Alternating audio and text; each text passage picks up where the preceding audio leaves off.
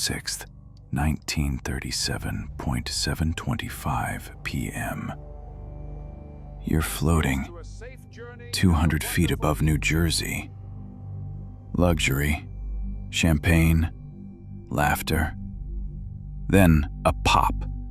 Heat rushes in, and suddenly you have 3 seconds to decide. Jump or burn. Look at that. Oh, we're really 7:21 p.m. The Hindenburg, 804 feet of German engineering, approaches landing. Passengers press against the windows. Families wave from below. 7:25 p.m. A small flame appears near the tail. No one notices. 7:25:10 p.m. The flame touches hydrogen. 7:25:37 p.m. The largest flying object in history is gone.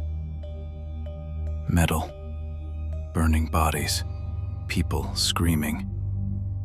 13 passengers jumped. Some survived the fall, only to burn on the ground. So what ignited it?